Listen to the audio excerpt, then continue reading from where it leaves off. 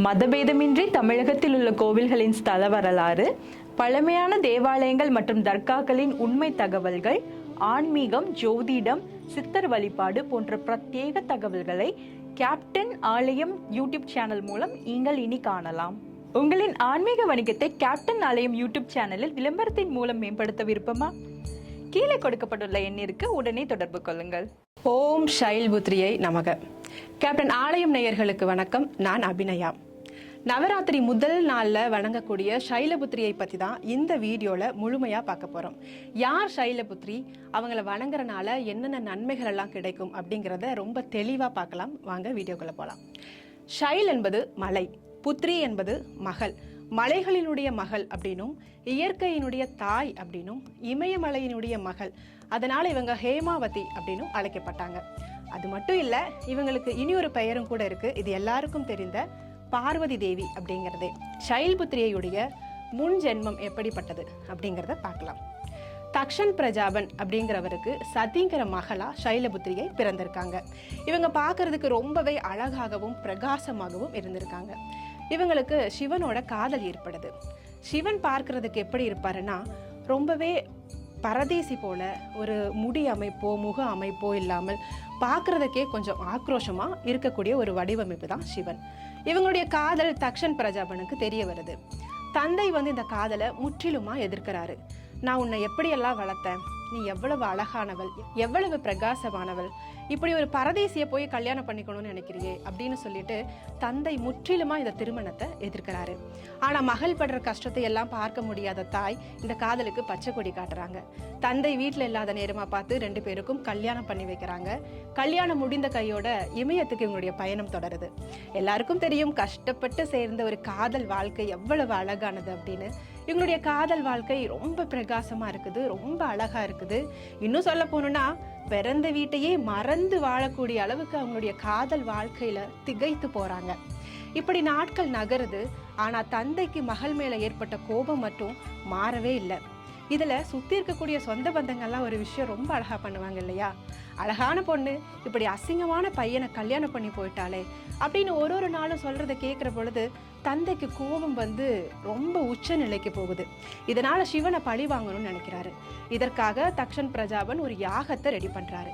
இந்த யாகத்துல குருக்களும் ரிஷிகளும் தேவர்களும் கலந்துக்கிறதா ஏற்பாடுகள் ரொம்ப மும்முரமா நடைபெறுது.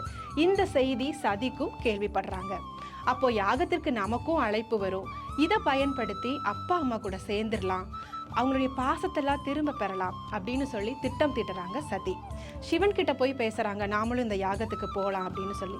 சிவன் சொல்றாரு, அழைக்காத யாகத்திற்கு எப்படி போக முடியும், வேண்டாம் அப்படின்னு சொல்றாரு. இல்ல, என்னுடைய தாய் தந்தையாச்சே, ஒருவேளை அவங்க அழைப்பு கூட விடுத்திருக்கலாம், ஆனா அது என்ன சரியான முறையில சேர்ந்திருக்காது அப்படின்னு சொல்லி சதி நம்புறாங்க. ஸோ அவங்க மட்டும் கிளம்புறாங்க அந்த யாகத்துக்கு. போற வழியெல்லாம் மனசெல்லாம் ஒரே பிரகாசமா இருக்கு. போன உடனே தந்தை ஓடி கட்டிப்பாரு, அம்மா அன்பால தழுவுவாங்க, சொந்த பந்தங்கள் எல்லாம் சந்தோஷமா வரவேற்பாங்க அப்படின்னு சொல்லி ரொம்ப மகிழ்ச்சியா போறாங்க. ஆனா அங்க போய் பார்த்தா எதிர்பார்ப்பெல்லாம் உடைஞ்சு போகுது. யாருமே அவங்கள கண்டுக்கல. தந்தையினுடைய பாசம் கிடைக்கவே இல்லை. தாய் மட்டும் அவங்கள உள்ள எடுத்துட்டு போறாங்க. அவங்களால தாங்கிக்கவே முடியல. தந்தை ஏன் என்னை புரிஞ்சுக்கவே மாட்டேங்கிறாரு, நான் அப்படி என்ன தவறு செய்து விட்டேன், ஒரு காதல் வாழ்க்கை, எனக்கு பிடிச்ச வாழ்க்கையை நான் தேர்ந்தெடுத்தது அவ்வளவு பெரிய தவறா, தந்தையினுடைய பாசம் கிடைக்காததை அவங்களால தாங்கிக்கவே முடியல. அதுல ஒரு முடிவு எடுக்கிறாங்க. தந்தை ஏற்படுத்திய அந்த யாகத்துல தானே வீழ்ந்து தன்னை மாற்றிக்கிறாங்க சதி.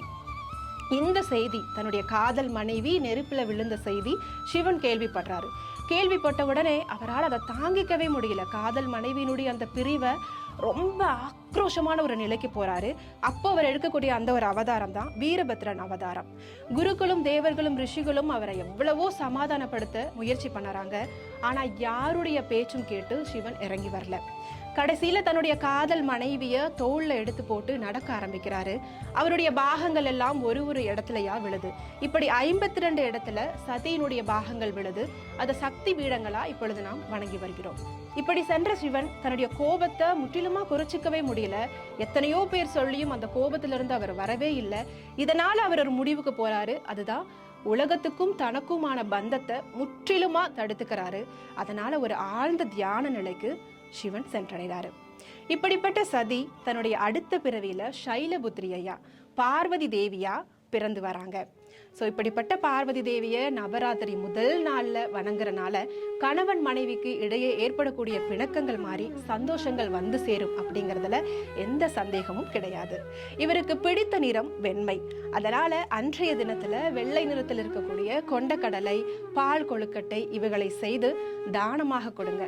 அது மட்டும் இல்ல, சைலபுத்திரியினுடைய கையில தாமரை மலர் இருப்பதனால தாமரை விதைகள்ல செய்யக்கூடிய உணவுகளை செஞ்சு அன்றைய தினம் தானமாக கொடுங்க. எல்லா வளங்களும் வந்து சேரட்டும் அப்படின்னு கேப்டன் ஆலயம் சார்பாகவும் வாழ்த்துகிறோம்.